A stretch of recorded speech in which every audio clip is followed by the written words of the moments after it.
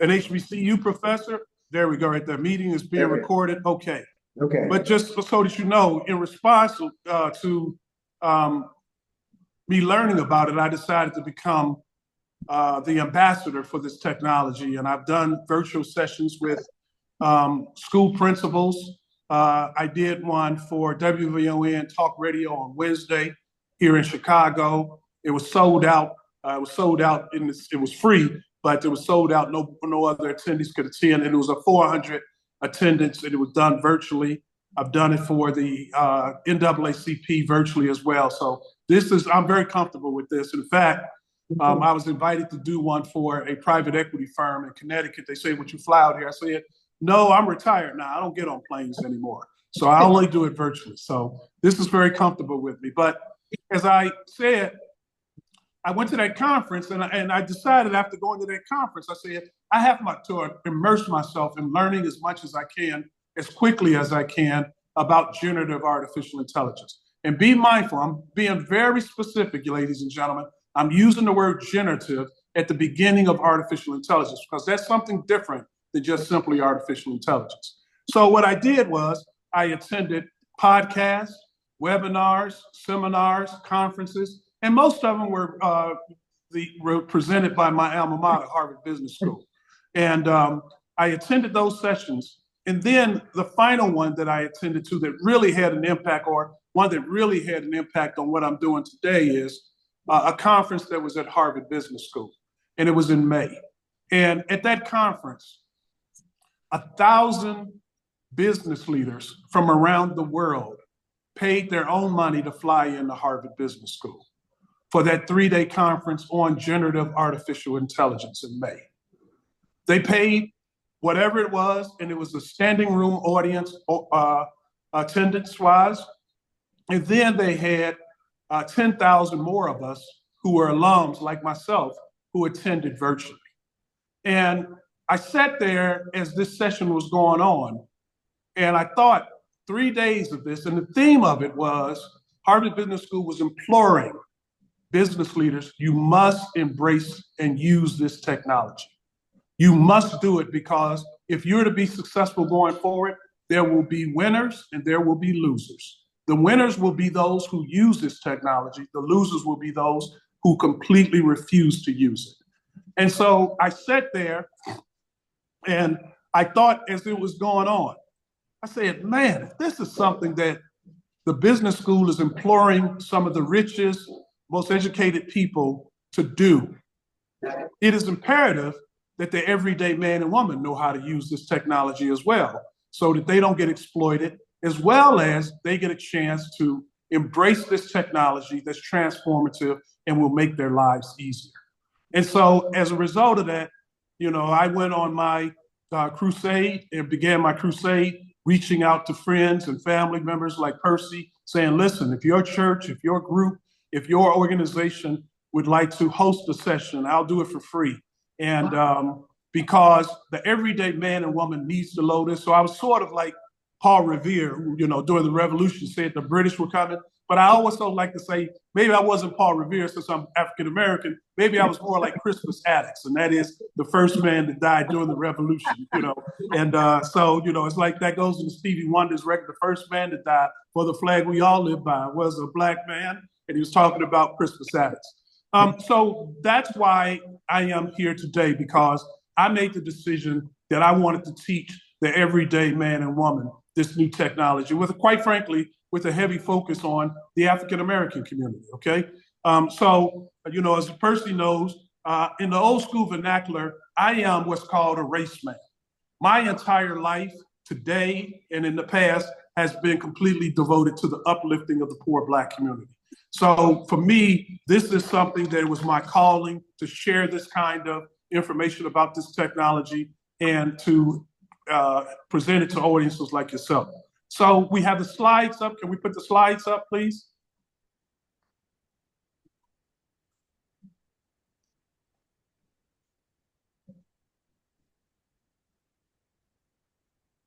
Are they there? There you go. Yes. There you go. All right. So can we go to the next slide, please?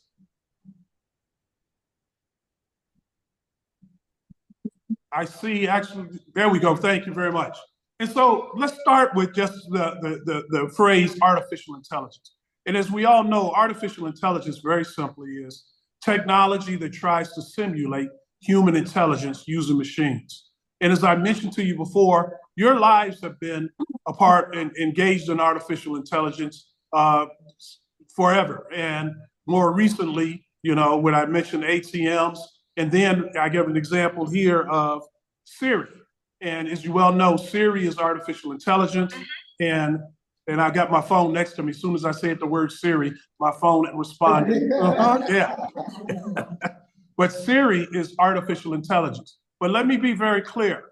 Siri is not generative artificial intelligence, ladies and gentlemen.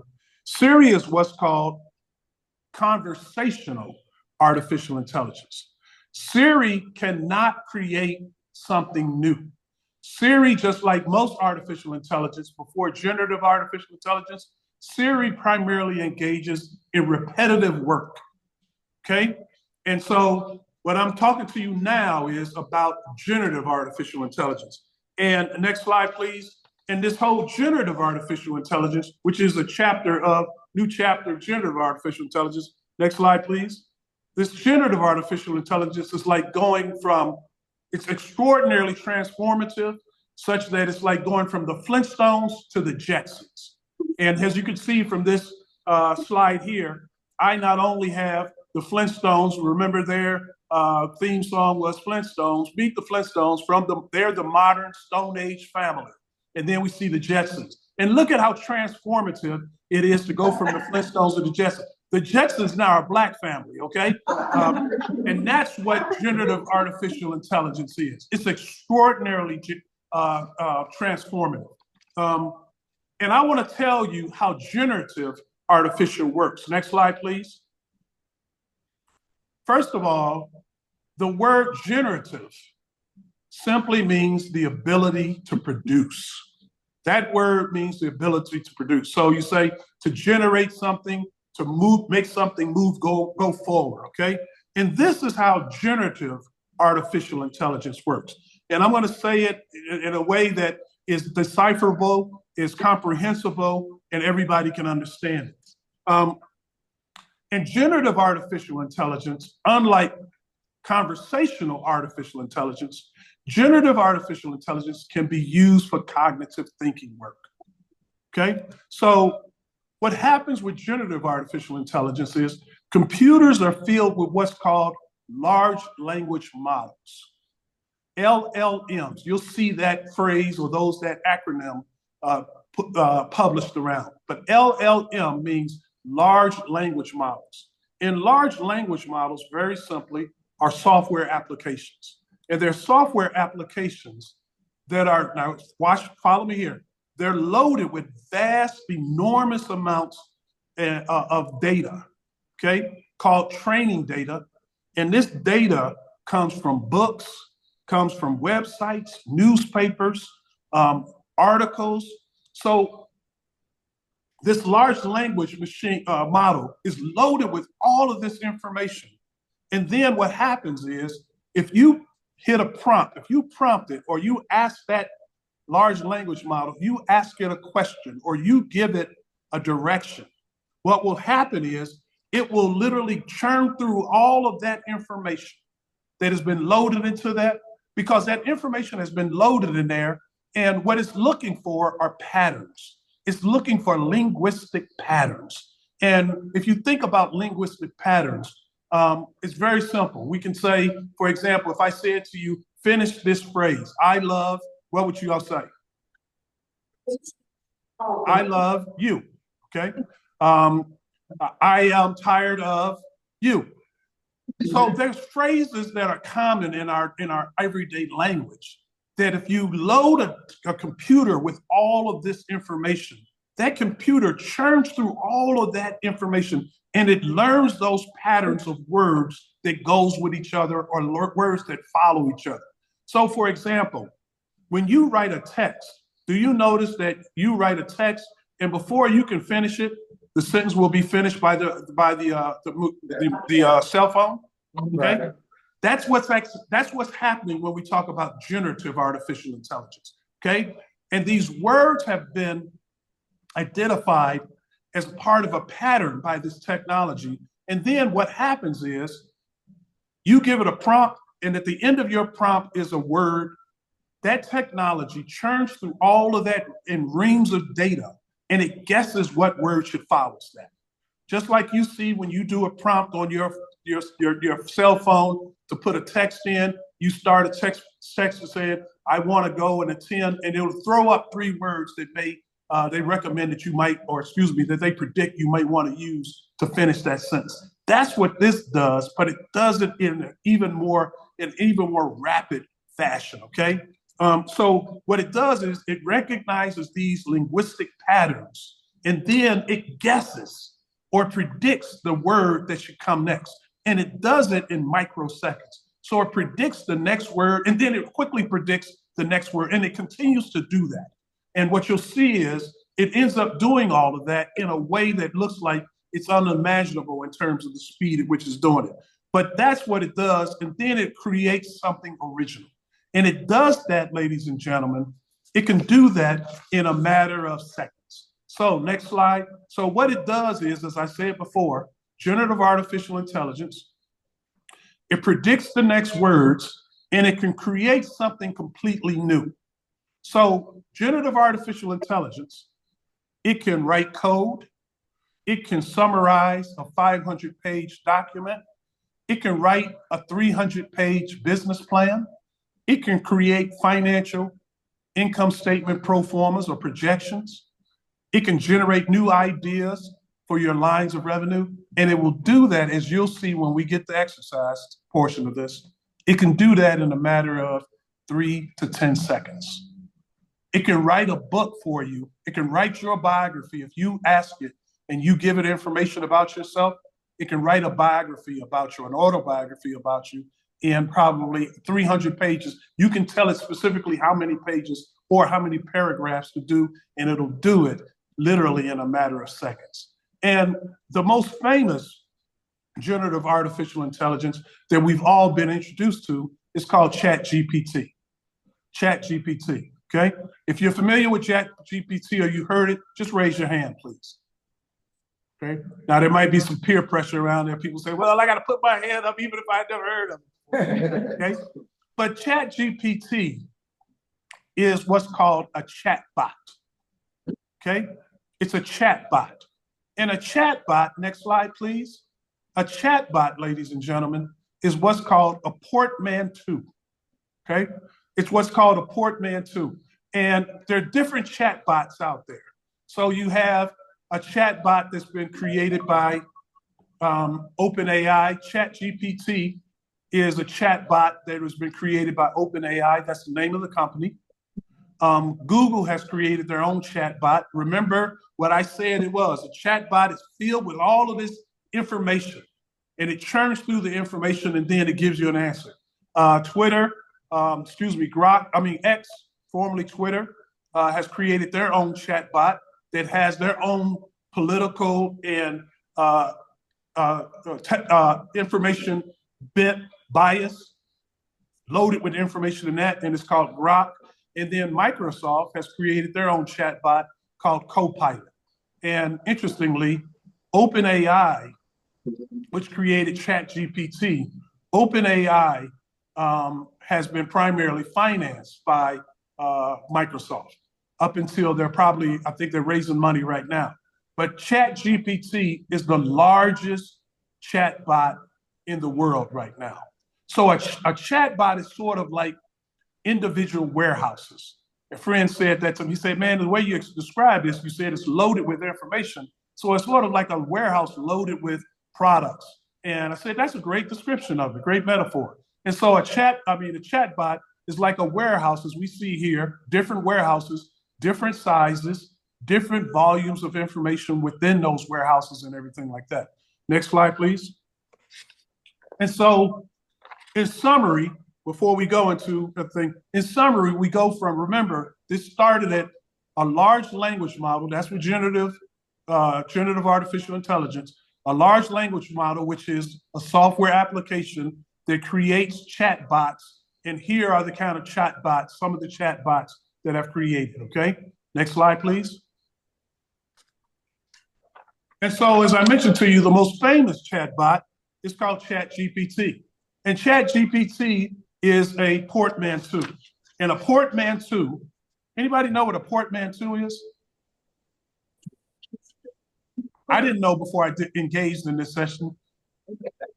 I did a session with a newspaper reporters on Monday, and you know, all of them, I put it in front of them, and they looked at each other like, boy, we need to come up with the answer because he's probably going to criticize us being in the world of English and language if we don't know what the answer. But a portmanteau, some people pronounce it portmanteau because we got the T-E-A-U, it's sort of like plateau, but I like to call it portmanteau.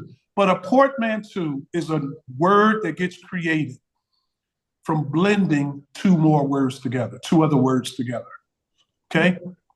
So chatbot is a portmanteau, the same as Juneteenth is a portmanteau.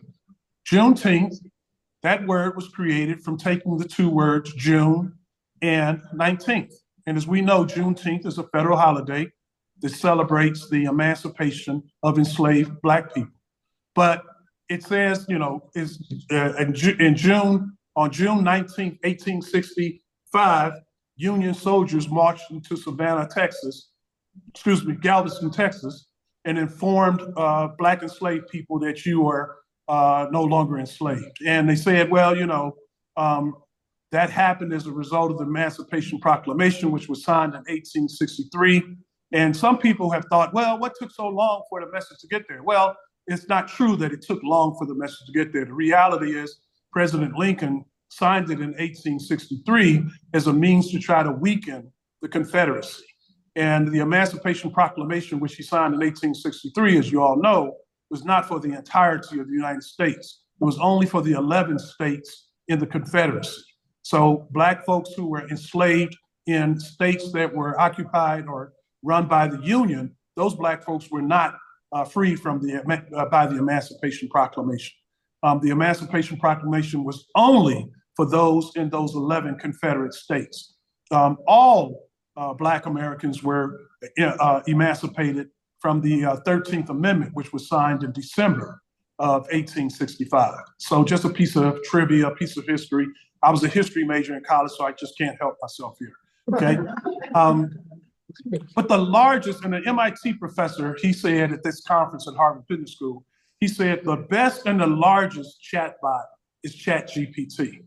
And the largest meaning it's loaded with the most information, okay? And ChatGPT stands for Chatter, Generative, Pre-trained Transformer.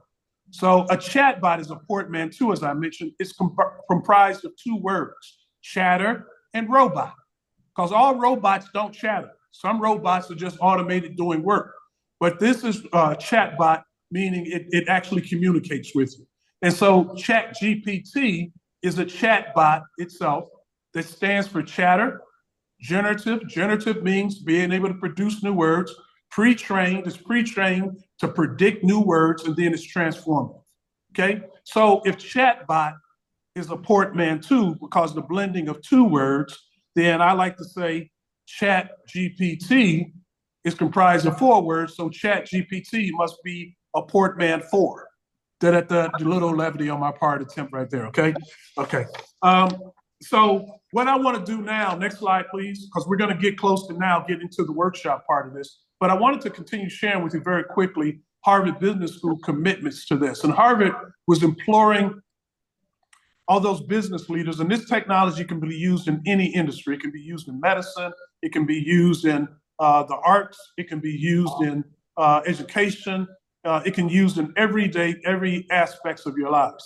But as I mentioned to you before, Harvard had the AI conference in May, Harvard Business School did. And at that conference, they encouraged business leaders to embrace generative artificial intelligence. They said to business leaders, we don't want you to be afraid of this technology. Like in the past, when email was first introduced, business leaders would have their assistant or their secretary print their emails, and then they would write a response to the email and give it to the assistant to respond to it because they were afraid of it. They said, we don't want you to do that. This is here to stay. The horse has gotten out of the barn, and this will help make your company more profitable, and because your employees will become more productive and so forth. And so Harvard said, we're going to put our money where our mouth is. And so what they did in September of 2023, they paid for every student to subscribe to ChatGPT 3.5. Now, we're going to work with the ChatGPT free version today, but they paid for every student at HBS to use it because they said, we want you to use this in class. Then last month, they introduced a new course that's mandatory for all 800 students called Generative Artificial Intelligence and Business Leadership. First business school to pay for all the students to have chatbots, and then the first business school to have a mandatory course. And then last month also, they created a newsletter for generative artificial intelligence. Next slide, please. And that newsletter, as you see here, it gets published bi-weekly. And it's a newsletter that gets published bi-weekly on the topic of generative artificial intelligence. And it's sent to anybody and everybody associated with Harvard, students, faculty, staff, alums, and so forth.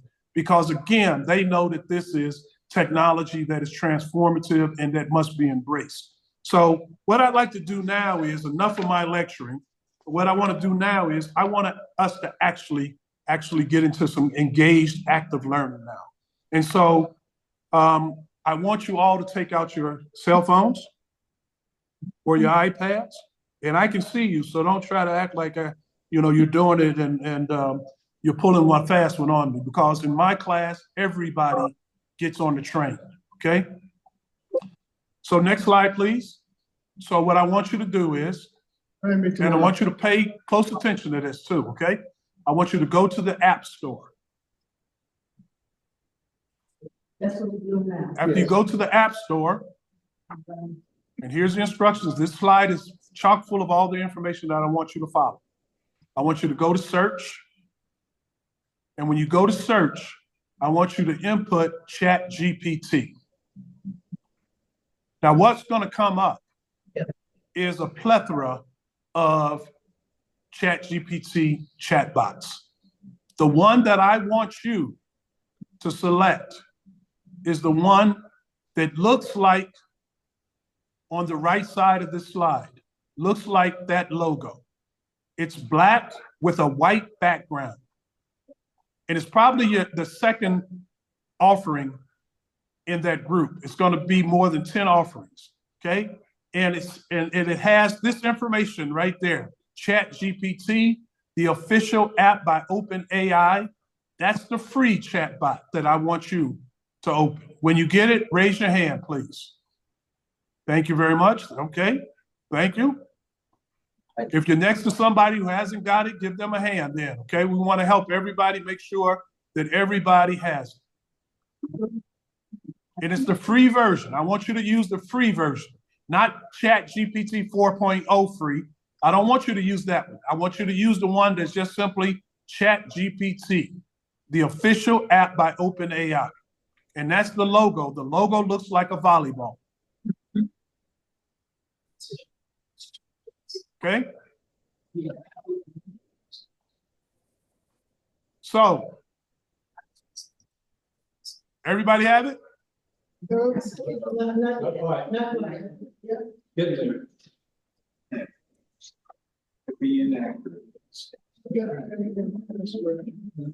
Now, what you should see at the bottom is, you should see a long, skinny oval with the word message in it.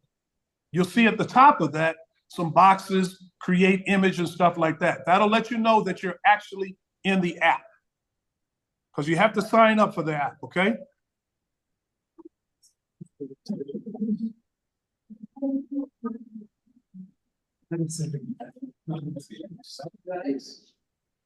Sign up. Do we click sign up? Yes, sign up. You got to put it in there. Even when things are free, they still want information, right?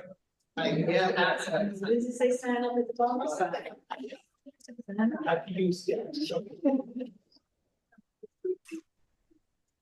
I do not wish to. And when you sign up and you have that app in front of you, please just raise your hand. And then Percy or someone, can you just give me some feedback so that I can see how many people have actually gotten in? Okay, thank you very much. I see two more hands. Thank you. And those back. Ideally, what we would do in the Zoom is you could actually be individually on Zoom, and then you would either raise your hand electronically or you can go into the chat room to let me know that you have completed it. But I need to know that you're in there because we want everybody. Thank you. I see your hand, Candace. There you go. Wave your hand in the air and wave it like you just don't care. My email in? No. I don't? Do I put my email in? And let me just say this, everybody should do it. You know, I'm 67 years old, so I'm in your generation, so everybody can do this.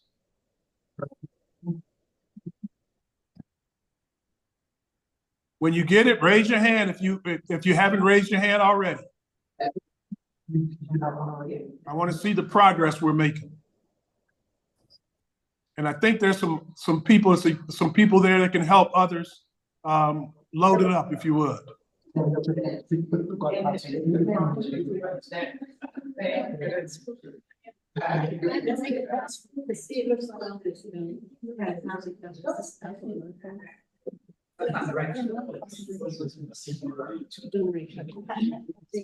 Okay, next slide, please. This is what it should look like when you are in the app.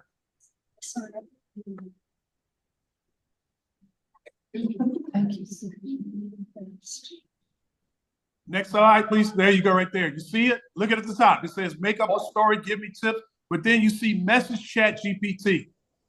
You see that? It just may say message in there in that oval part. That's what it should look like. With the logo at the top, the black logo with white background.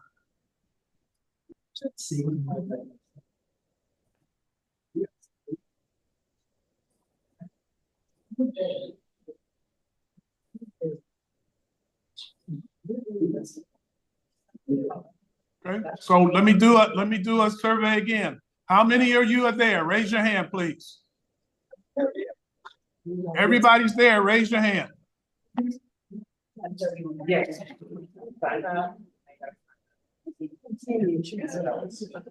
Okay, if you raise your hand, look to your right or look to your left.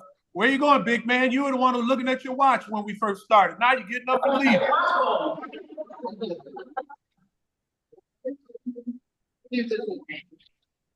Okay, look to your right or look to your left. If someone didn't raise their hand, just bend over and give them a little hand. Uncle Steve, we got two people that are almost there. One has a droid, and one of the symbols look very similar, but I had to select the right symbol. It's a little tricky. It's like you said, select the correct one. So Well, make sure it's the free version, okay?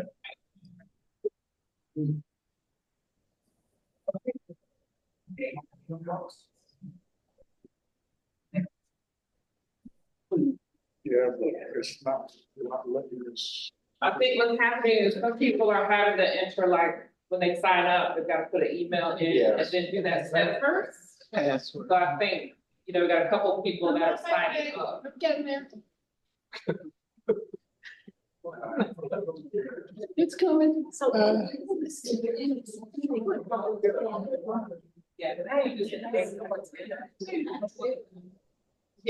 Andrew, are you there? Yes. For that. Tells me to get plus. I don't want to. You don't get. You get it, so I think you're there. Okay. Great, thanks. Great.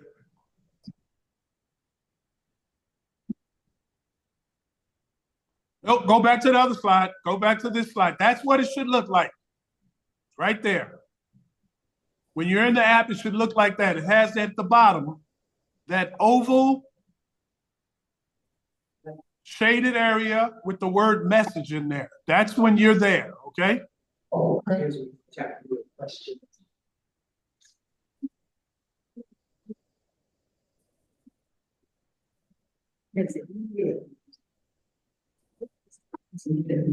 Okay, I saw another hand go up. Thank you very much. I think I'm there. Oh, there you go. Another hand went up saying that he's in there. Beautiful. If you get in, please raise your hand.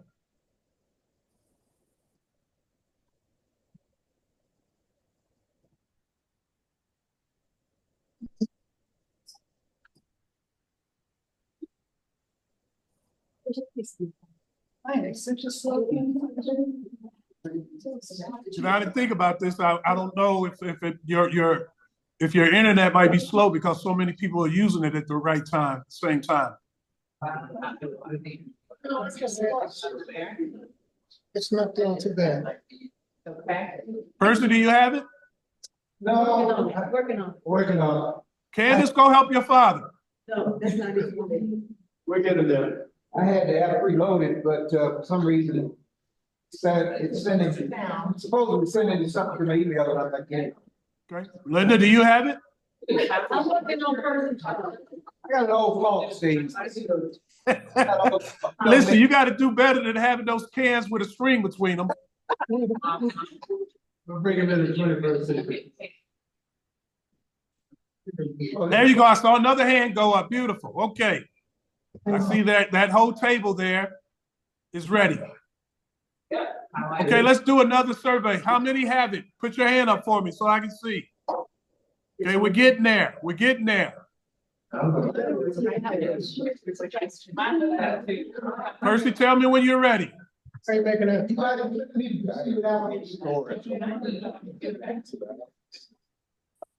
Okay. So you were there. Let's see what yours looks like. Mine looks a little different from here.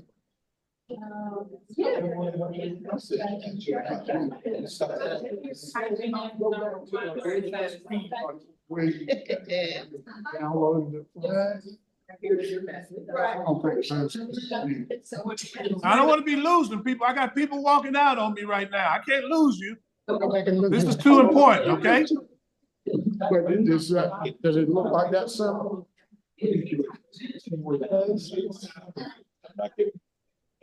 So again, here we go again. How many have it? Raise your hand, please. Yeah. Okay. I didn't really want to do that. Yeah. It does add you some information I was uncomfortable giving them. Like my Yeah, see, I birthday. don't want to do that Yeah. because see my card is on there. Oh, yeah, I got all my cards and everything. Yeah, I don't. Well, I lied a little, that's. But see, I'm that section right here. When I did it. And I don't know if this is.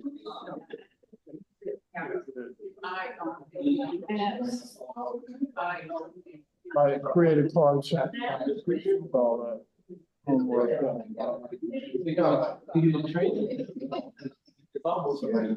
Not sure.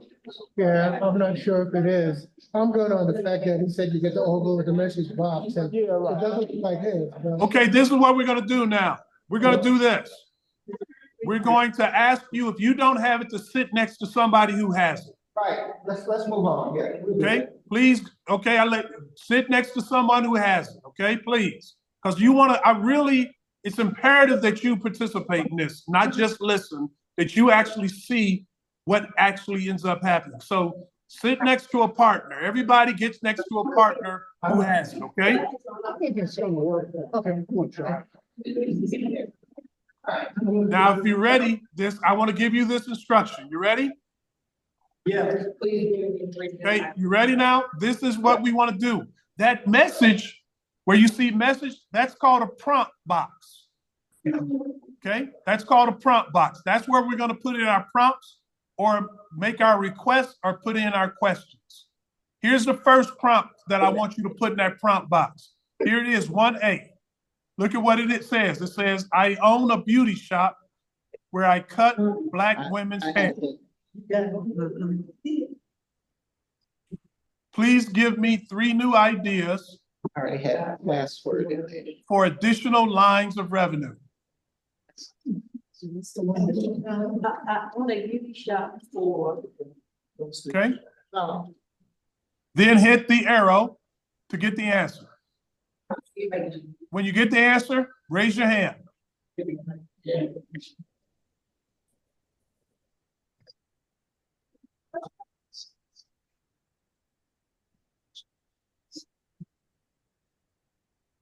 I had to verify my error. Read it, please give me numbers. Go back.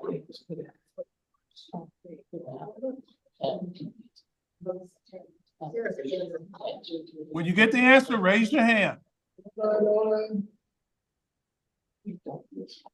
Okay, I see one hand go up. I see one hand in the back go up. I see two hands. I see a hand over here. Very good. Okay. Okay, there you go. Waving your hands. Beautiful. Now, somebody read your answer so that I can hear it and everybody else can hear it. Somebody volunteer. We're going to do like the Quaker church now. And that is somebody just volunteers to sort of make a statement. Okay. Albert, you got it? Read it. I'll read mine. Please, just go ahead and let the spirit move you. Go ahead. Mine says #1, product sale. Curate and sell a line of hair care products specifically designed for black hair types. This can include shampoos, conditioner, styling products, and tools. Partnering with established brands or creating your own private label can enhance your offerings. That's just #1. Very good. Who got something different? I do, I'll read it. Go ahead. Loyalty program for frequent clients. Create a loyalty program where clients earn points for every haircut or service. After a certain number of visits, they could receive a discount for free service. This can encourage repeat business and increase customer retention. Thank you very much. Now, what we see, ladies and gentlemen, is we asked for the same, we put in the same prompt, but we got different answers. Some of you got the same answer. Somebody else may have actually gotten another answer that's different. Why is that? There's two reasons for that. And I want you to think back, remember back to my sort of preamble. The first reason is because if you by chance used a different word in your prompt, instead of saying I own a beauty shop, you say I have a beauty shop. If you put a different word in there, then you're going to get a different answer than somebody else who put I own a beauty shop. Because remember how this thing works. It's reading the information that you put in the prompt, and then it's responding to those words. The second reason is because if you hit the prompt button or the arrow 1 second later than someone else, that's like an hour later for this technology. Because this technology is working so fast that now more information has come into that chat bot and is giving you a different answer than what was generated before.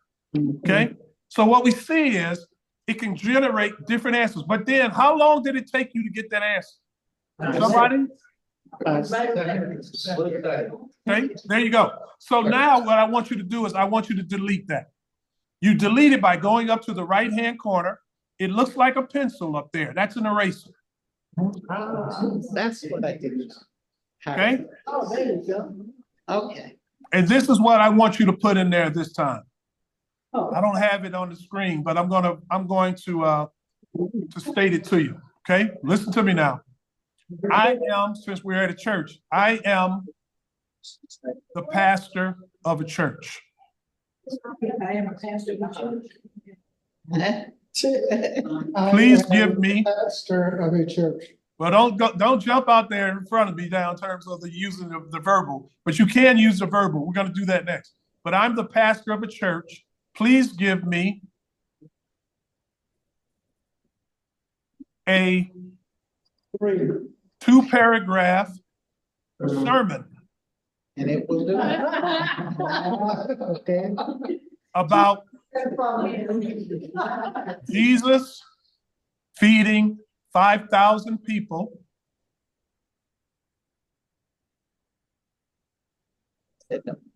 with 5 fish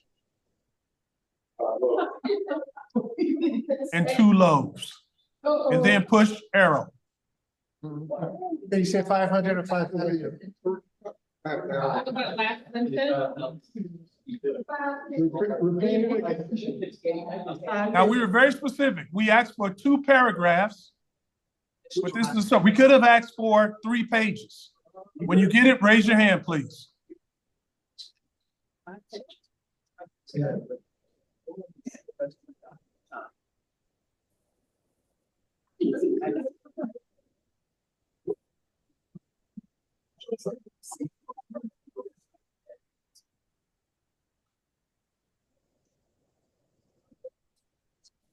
When you get it, raise your hand, please.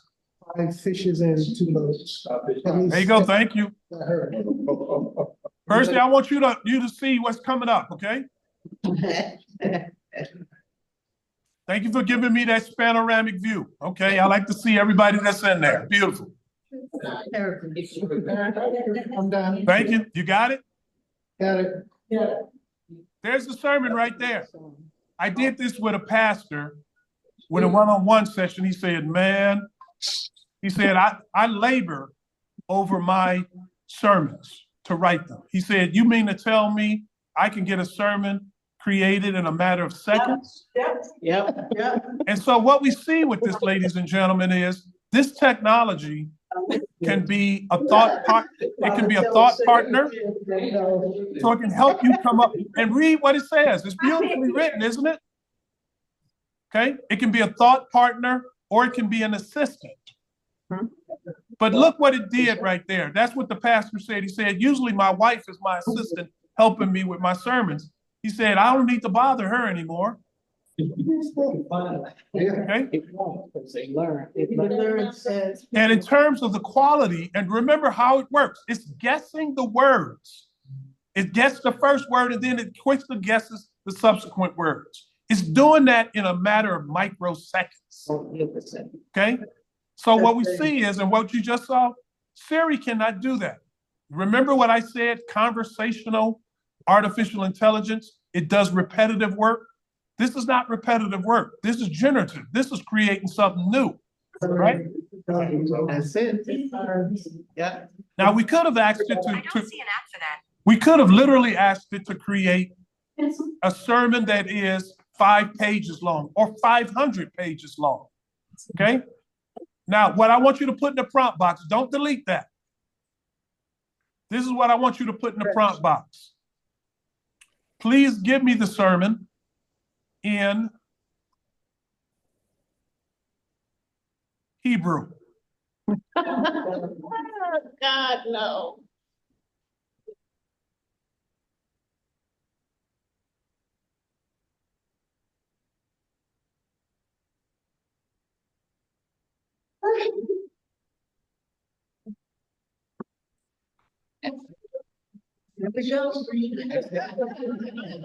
Unbelievable. There we go. Okay? Good thing. Unbelievable. Now this is generative. So as you put prompts in, every prompt that you put in, unless you delete it, will refer back to your first prompt. So it's iterative. Again, that's something that's distinctively different from conversational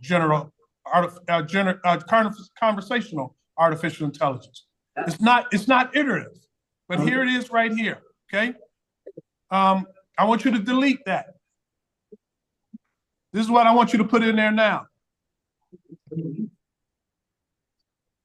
I want you to put, when I went to get my annual wellness exam last week, and as I walked into the health center, Medicare requirement, I walked into the health center, there was a young Black woman, probably 25 years old, who was security.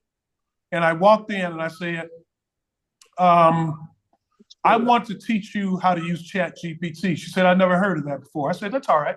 I said, so I want you to go and I want you to download the app.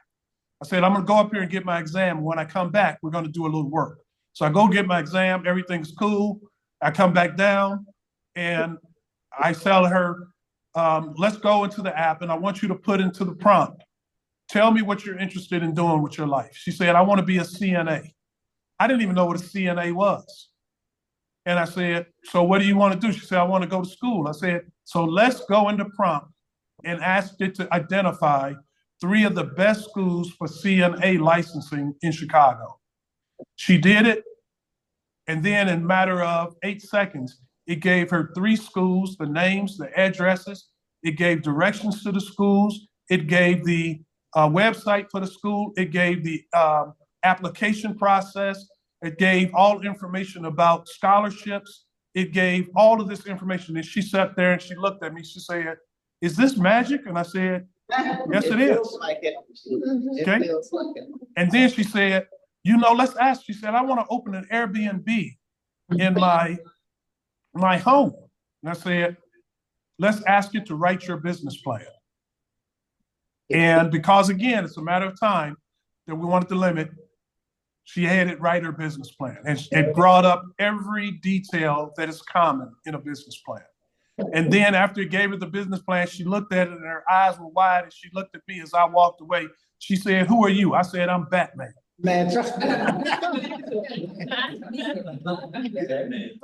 with that being said, let's do that. Let's say I am starting a new business. It will be in cybersecurity for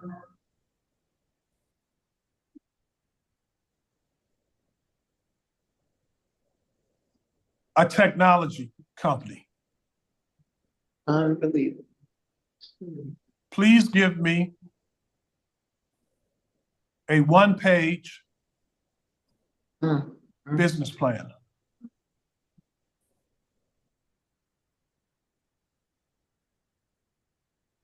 Can you repeat that? I knew you were going to say that. I was just throwing it off the top of my head. I am creating a new business. Please give me a business plan for a cybersecurity technology firm, a 1-page business plan.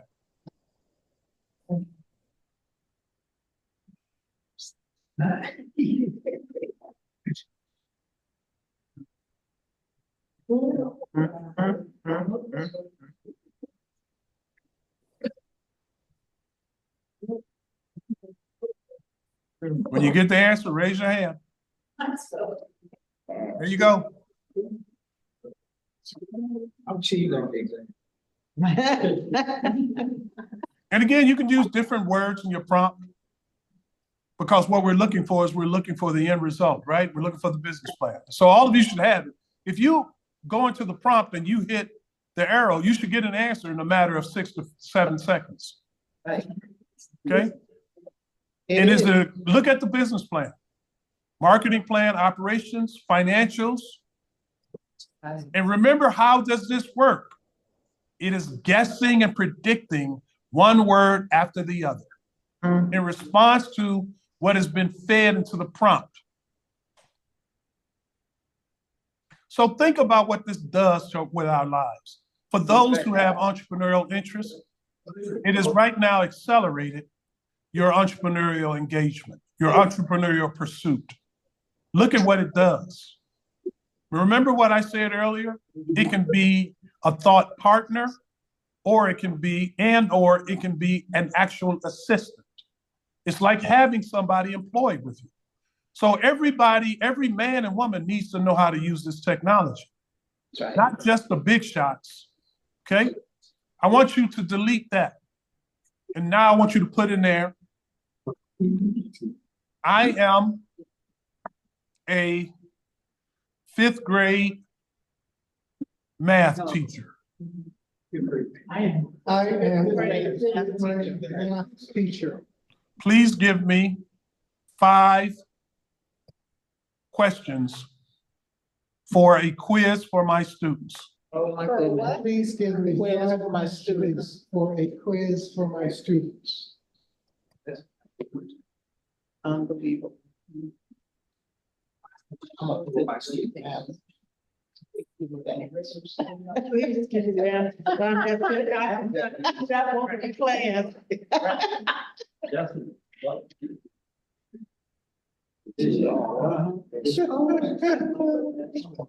Unbelievable. So here it is right here. As a teacher, again, remember I said a thought partner? You don't have to just labor over which questions to come up with. When I taught this to a friend, he said, Steve, he owns a school. He said, elementary school. He said, can I feed my newsletters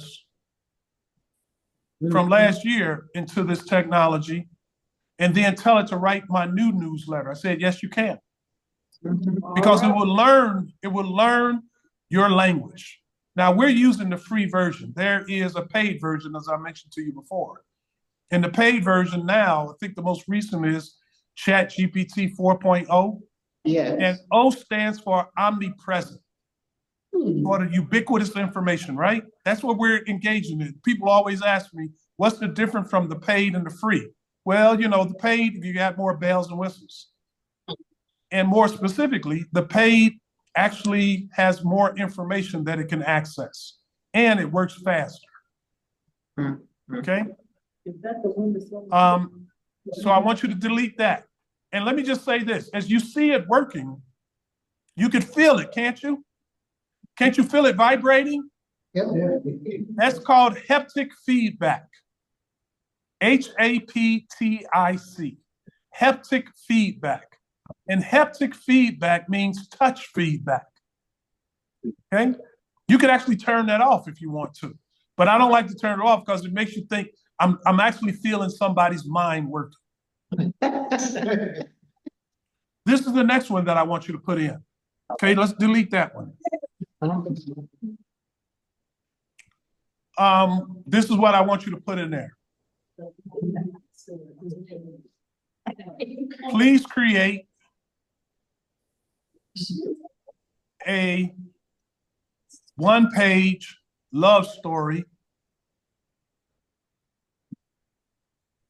Please create a one-page love story. And let me just stay back. This is what I should have done. It. Also, everybody's doing it manually, but the young brother in the front, he's using the verbal remote, the verbal command. And all of you can do so. You go into where it's that oval where it says message, there's a microphone in there. Okay? So you can push that microphone and say the following, or you can do it manually. All right? You ready? Here we go. Please give me a one-page love story about Linda and Percy. They met And Percy. They met in college, Jackson State University. They got married after graduating from college. You're getting very specific. They had 2 children. Oh, my goodness. And they moved to North Carolina. Hit the arrow.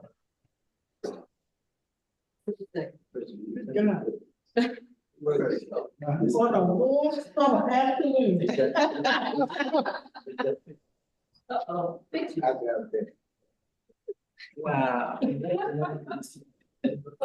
mean, this is on a warm summer afternoon. Linda strolled across. It's still wrong. Now, it might be still going because you should have the more specific you are, the more data that you feed it, the better answer you can get. That's right. But we are always telling it very specifically the number of pages or the number of paragraphs just for the sake of time. But as I stated to you before, you could tell it to write a 300-page book about Linda and Percy. That's why all these people are writing books. Boom. There you go. There you go. Okay? You got all that.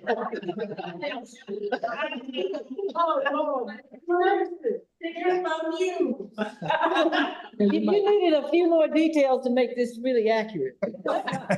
And let me just say this in terms of the quality of this writing. And as you can see, when I taught this at a newspaper on Monday, they sat there and they said, this is going to replace reporters.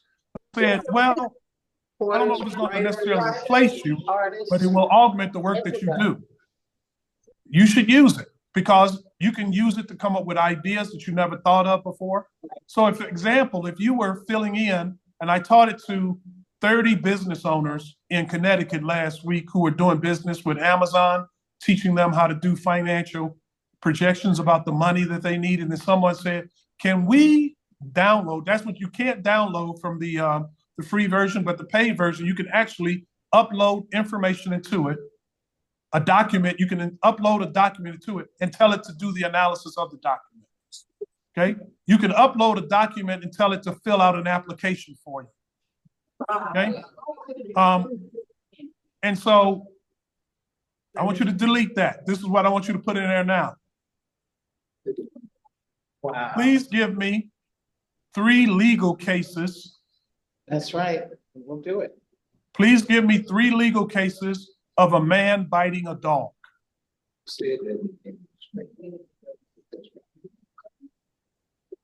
He said.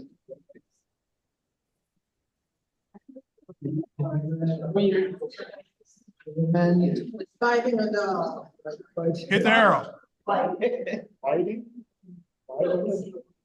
I said a man biting a dog. Biting. I didn't say a man walking a dog. I said a man actually biting a dog. What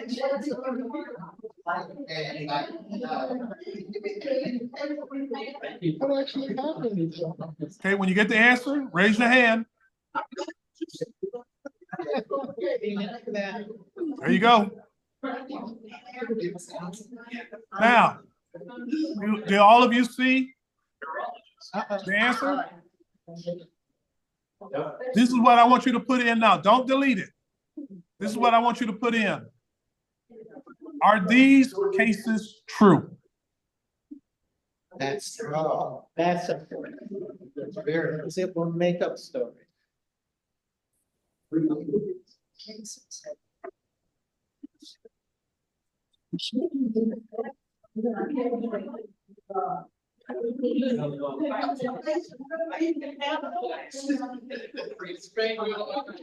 Okay, so what you see it tells you they're not true. And what you got was you got an answer to the prompt. And what generative artificial intelligence will do at this stage in this chapter, it will make things up, even if it's not true. So you have to do fact checking, ladies and gentlemen. You have to do fact checking. You have to proofread. And when you get an answer from it that's not true, those are called hallucinations. Ah, hallucinations. Those are called hallucinations. So it will hallucinate. And remember how I told you it works. Because you got to be careful to think that some people think as a result of having this experience, you're thinking that it's actually thinking. No, it's not thinking. It's just predicting words. Oh. Remember what I told you at the beginning? The first part that was boring? It's predicting words. Okay?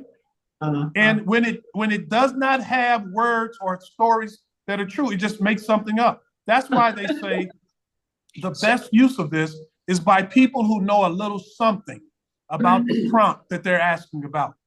Because you would be able to see, man, that doesn't look right. Let me check on that. So there was an example of a prompt being put in by an attorney. A judge asked him for a brief and to turn in a brief. The attorney went to ChatGPT or one of the other chat bots. Yep. And didn't check it out. And told the chat bot to create a brief. And as you well know, legal briefs are comprised of precedents, cases that have happened in the past that have been decided on. The attorney didn't proofread it. He turned it into the judge. The judge did proofread it. And the judge sent it back to the attorney. He said, none of these cases are true. and the attorney got suspended. Yeah. Okay? So be real careful about giving this technology carte blanche. It is not fail-proof. Your job is to use it and then to check it. Remember, it's like an assistant, right? You can give it to an assistant and you say, I got to check your work before I turn it in because it's going to reflect poorly on me. Now, here I'm going to do two more. Here's two more because I want to do a little finance with you now. Uncle Steve, I got one question. I'm all ears. Okay, I have someone who says, it says you've hit the pre-plan limit for DPC-40. Responses will use another model until you limit resets in 5 hours or get Chat GPT plus. Yeah, they want you to pay for it. So that's why I said I only got two more for you. Okay. Okay? Here it is right here. I want you to listen now. I am starting a new business. Please give me, I want you to listen now, please give me a 3-year income statement pro forma, PROFORMA, a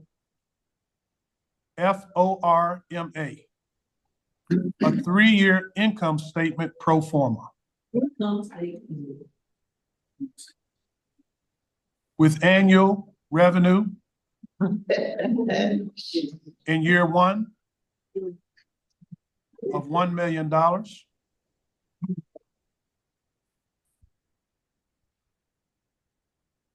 Increasing at 7% annually, comma, expenses at 35% of revenue. You should type it in and show us on the screen. That would be good. I don't have it, though. I'm coming off my head. Decreasing at 3% annually.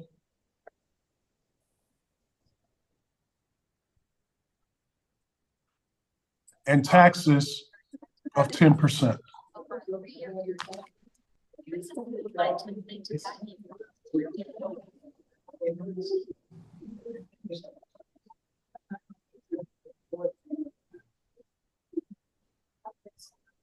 What was after expenses? I know. Too much. After expenses was taxes expenses at 35% of revenue, decreasing at 3% annually, and taxes of 10%.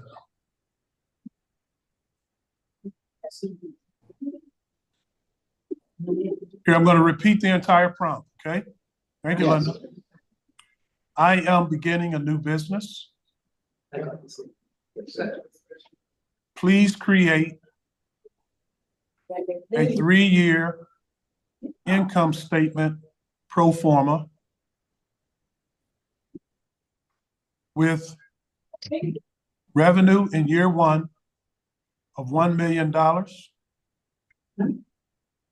growing at 7% annually, comma,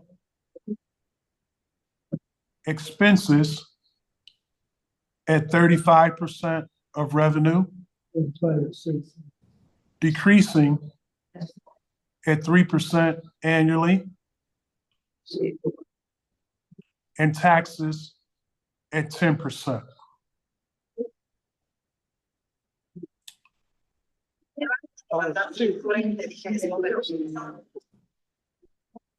And then let it work. Steve. Steve, Yep. how much information take you put it in the message box? Suppose you've got a lot, like a family history. How did You can put, remember what I said earlier, Linda, you can load it you can load it with a document, a 500-page document. That was my question. You can And do then tell that, us about a but not story with the with it. free version, Linda. Not with the free version? No, How much does the paid version cost? it's $20 a month. A month? Okay, because you could just use it for 1 month. Now, to your point, And then pay Harvard Business School, that's what they have encouraged their students to do. And that is the case studies that they gave us, $20 a month for every student? okay? They gave us case studies that we had to read and analyze manually. Now they tell the students, load your case into ChatGPT in the prompt, and then you prompt it to give you the answers that you want. Tell it to do the analysis. Harvard Business School is saying, don't be afraid of this technology. Some people were, you know, well, I don't want to use it because it's going to create, it's going to take jobs. You're absolutely right. It's going to take some jobs. But ATMs took jobs, didn't they? Yeah. Look at the jobs that were lost as a result of Google. People, librarians probably, researchers. Today, Google has 186,000 employees. So I believe in that, the new sand, old sand model, where old sand gets taken out by a wave that comes to the shore. And when that wave comes back in, it brings in new sand. And that's what happens in our country, which I believe is the best country in the world for entrepreneurship. When one business dies, another business gets created and new jobs get created as a result of that. So we can't fight advancement with the thought that we're going to do it for the purpose of retaining a job. We should embrace this advancement and then think, how can we use this technology to help us create more jobs? And one of the things from this assignment, this last prompt that I gave you, when I gave it to the business people, businessmen and women who own companies, they said, man, you just changed my life. Yes. They said, this is, you know, the reality of pro formas are something that people labor in. They said, look, I just got this in now 10 seconds. And think about that, ladies and gentlemen, that is, as a leader of any company, be a company or even your church, because even as a church, if you're going to create a budget, your budget should have pro formas. What's the future look like? So if you're the leader of anything that has something to do with finance, what you do now is you tell so-and-so, give me a pro forma, 5-year income statement pro forma. In the past, they would say, okay, I'll do it to you, give it to you in a couple of days. Now you say, oh, no. I want that in a half an hour.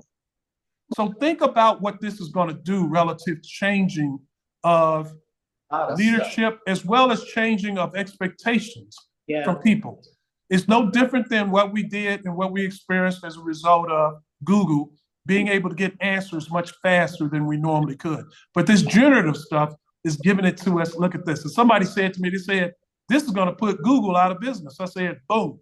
That's why I told you at the beginning. Remember I told you, I showed you the warehouses? Google has their own chatbot called Gemini. Okay, they realize what's coming. All right. So here's the last prompt. Did everybody see that? You see what came up?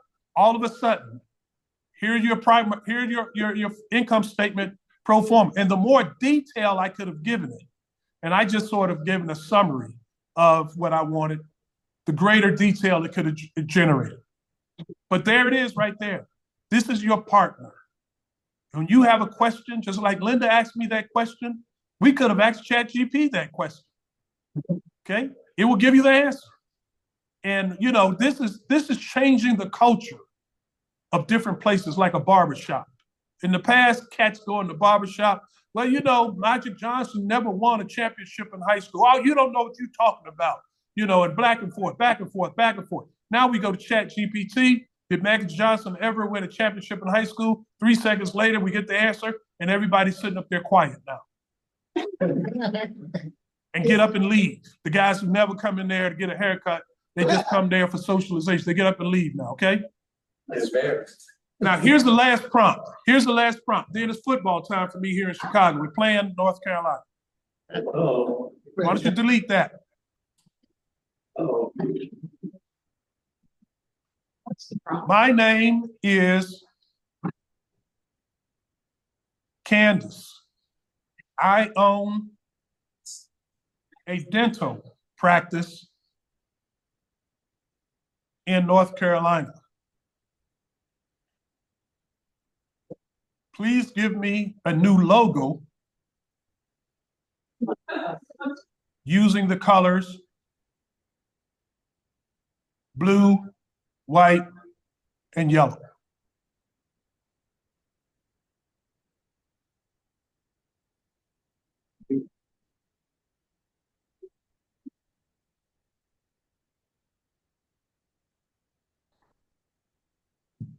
Blue, white, and yellow. And yellow. That's it. That's it. Okay.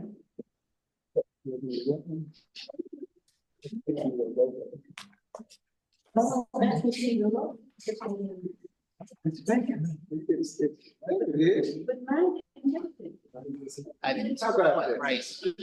Wow.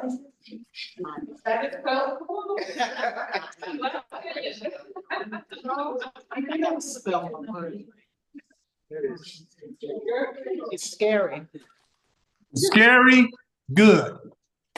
It's scary because, and remember how I told you it worked. Now, create an image, it's not using large language models, it's using vision models. So it's using a different kind of software to do that. But ChatGPT uses both the language model and the vision model. But look at that. When I did that with the newspaper on Monday, they said, you just got rid of a graphic artist.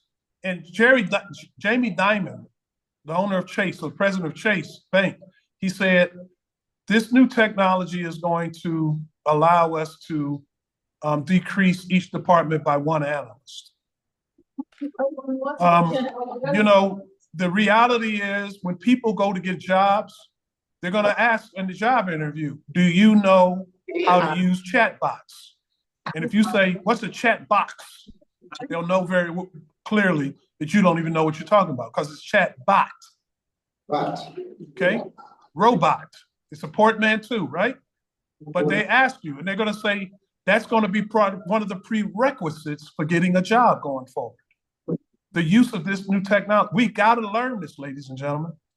Harvard Business School was imploring people to use it because they said it's going to make your company more profitable.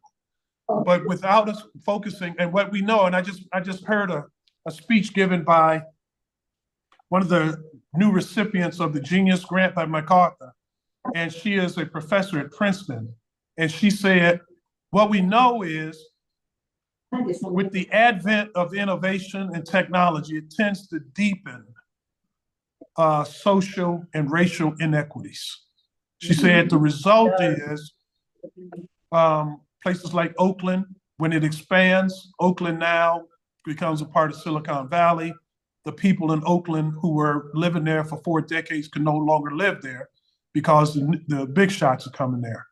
But it tends to deepen social inequities. And part of the reason it does it is because, you know, the people in charge, they learn about these kind of new things early, and then they use them to their advantage. Now, you know, I say when the man is learning something, and there's an old saying in the business world, by the time something becomes public about a stock, for example, the people in the know in the business world, and they've already made their decisions about it by the time it becomes public. So when you and I see it publicized, then all of a sudden you say, well, I'm going to jump on this. Well, other people have already jumped. It's late news for them. And that's the case here. And that's why I'm doing what I'm doing, saying, let's get on this train at the same time. I was asked on the radio show WVON when they interviewed me, is the Black community behind on this? I said, we're not behind. We're not behind any other race in particular. What we're behind is we're behind the people who are the most affluent, the people from the Ivy Leagues and all of that who have been introduced to this, and primarily leaders. But we're in that mix, okay, where we should be, but we got to accelerate the use of this technology, and we have to make sure that as many people as possible know it. I taught it to my barber. I taught it to the place where I go get my pedicures. Yes, I do pedicures, especially when I went to a club and they were saying, man, you got to get a pedicure. That's good. That's good health. And ever since then, I get it once every 2 weeks. I taught it to that person. The average person can learn this. I was not a tech major, as I told you at the beginning. So as we close, any questions or comments? I was talking to one of my friends who's a project manager. And she explained that now project managers, instead of having 1 or 2 projects that they're responsible for, she says she has 8 projects because the AI was actually creating the project plan. So all she's really doing now is taking it from there. So they're really working people more because it's so much easier to get the work done. You hit it right on the head. And we did that ourselves, didn't we, when we did the quiz? We told it to create a quiz for us. That's like creating a project or working on a project, right? And it did a quiz, created quiz questions for us in 5 seconds. Now, for example, what some people say too is it's going to lessen the amount of time, for example, that we in a classroom, for example, that we talk about a subject because we have the answers. But what it does is it gives us more time, therefore, to talk about other things, to go deeper into it. Somebody says, you know, it's sort of like, and one of the things that I try to do is, in my life, I try to fight against being an old commercial, okay? I don't want to be that old guy that talk, well, you know, back in the day, we had, I literally, and when I'm in the board meeting and the other guys who start saying, I say, hey, man, let that go. You know, somebody's, well, you know, nobody doesn't even know how to, you know, read a map. I said, what? Well, if it can be done with technology, let that be. Okay. It's like somebody saying, well, you know, nobody even remembers anybody's telephone number anymore. My position is, why should we use that space in our brain to remember telephone? We can use that space in our brain to do something else. But I've got a question for you. Why do schools discourage students from using AI? Well, what we have is and this is at the beginning, okay? We have some schools, and there was an article in the Boston Globe about this, that banned the use of AI. And then they reversed it. And they reversed it because what they found was students were using it anyway. Okay? They were using it. And so what the schools realized was, we got to teach our teachers how to use this technology. And a great example was my niece is 40 years old. Her husband is 40. When we went to breakfast a few weeks ago, we placed our order. And after placing our breakfast order, I said to each one, I said, take out your cell phones. I want to teach you how to use ChatGPT now. And their 9-year-old son was with us. And so I'm teaching them just like I just taught you. And they're loading up the app, then they go to the app, and then they put in a prompt. And then what I see him doing, just like the brother here with the great beard did, my 9-year-old nephew, he picks up the phone and starts giving the app the prompt verbally. And then he says, oh, I use this already. And I said, what do you use it for? He said, for my homework. So I said to my nieces, I said, if a 9-year-old is using this, what does this mean for y'all? They said, we're behind. Right. Bingo. There you go right there. So schools are starting to hip to it. Remember I told you Harvard Business School is not barring it. They're telling people, not only are they encouraging people, they're giving you incentives to use it by paying for the technology. Don't use it as a thought partner or assistant. Exactly. Other questions, comments?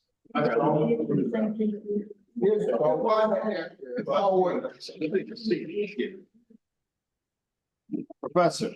Yes, sir. Since you have a collar, I'm assuming you must be the pastor. Go for it. I appreciate you saying that. Let me make sure I can hear you. Go ahead. Yeah, I appreciate it. Your sermon exercise.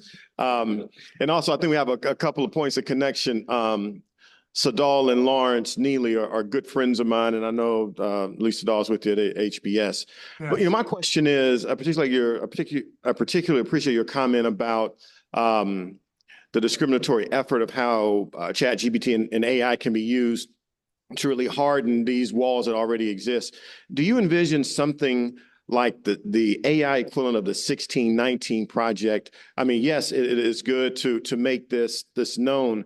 And I'm wondering, what vision do you have for a systematic approach to get information out there? Now, just from my world, you use ChatGPT for the sermon exercise. When we look at the theologians, even scripture reference, a lot of it is devoid of African thought. And yet really, as scripture says, out of Africa have I called my son. This is the gift of Christianity to the world is through the continent of Africa. And yet in the larger landscape, visually and ink spill, you think it's a European concept. And so I think AI is in that same that same range. And so do you envision, I guess, what systematic change can be done to make sure we counteract and maybe crack that wall that exists so that the chasm does not go wider and deepen? I absolutely love it. The one of the things that I do want all of you to do, I want you to write this sister's name down. She just won the MacArthur Genius Award. Her name is Ruha, R-U-H-A, Ruha Benjamin. She's the professor at Princeton who just won a MacArthur Genius Award. And this is her research on this topic, technology and race. And I just listened to a keynote speech of hers, and I quoted her as talking about, it was a speech and I quoted her when she said, technology and innovation has historically deepened social inequities. But my answer to you is this. What we must do to counter that is we must create our own chatbots. So instead of trying to tell people, you can't tell Elon Musk. Elon Musk created his own chatbot called Rock. Remember I said that at the beginning? And the criticism of that chatbot is filled with falsehoods. Yes. Is that by coincidence? No. Or is that by design? Design. It's by design. So the reality is we must create our own chatbots. And do you know what? If you ask ChatGPT how to create a chatbot, it will tell you.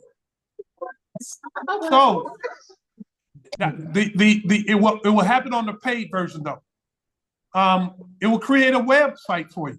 So St. Ambrose can have its own chatbot. And to your point, Pastor, I'm on the board of a company called W.S. Darling. We make fire engine equipment. We've been in business 105 years. We just had our board meeting a couple of weeks ago, at which time I implored and said, as the chairman of the board, I said, what I want us to do is I want us to create a chatbot for the fire industry, where we take large learning models, we load it into a computer, and we load it with information that has to do with the fire industry. And then we charge people a subscription fee to access that. So it's a revenue line for us. But chatbots can be created to battle that. So, Pastor, what I found is when you try to tell somebody that the information that they presently have is not in your favor, they probably will keep producing that information because they don't have any interest in you. So the best way for us to do it, just like we've always done, and what has happened to us as a people, is HBCUs got created. Now we know that most HBCUs were actually created by whites, though, but HBCUs created. John Johnson, what he said was, in the 1950s, there used to be an unwritten rule that said the only time the face of a Negro would be in the media is when he or she committed a crime.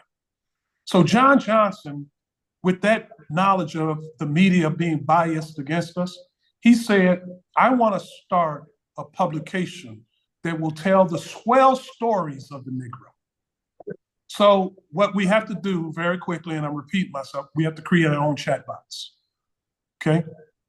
And so I anticipate and expect you and your denomination to be a part of the leadership of this. And the reality is we are at the beginning of this somewhat, and we can do that such that we can now get our own people to access things like that.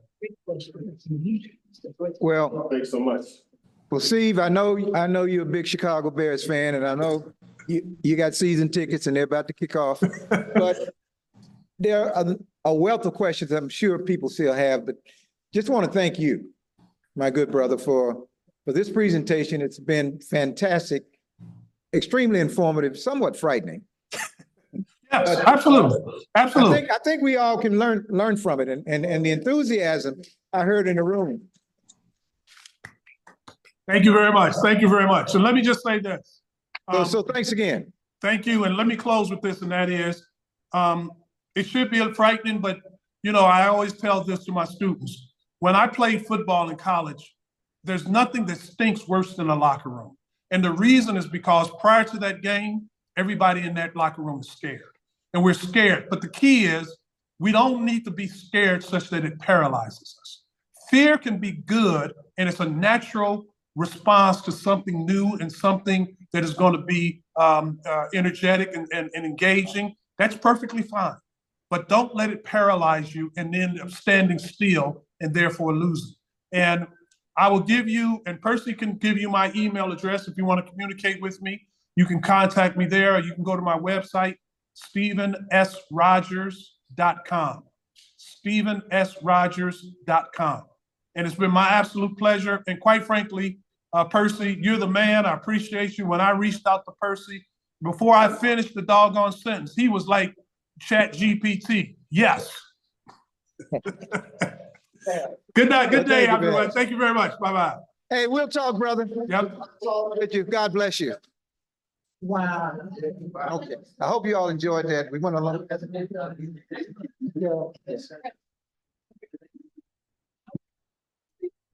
I'm gonna be there Thursday night too.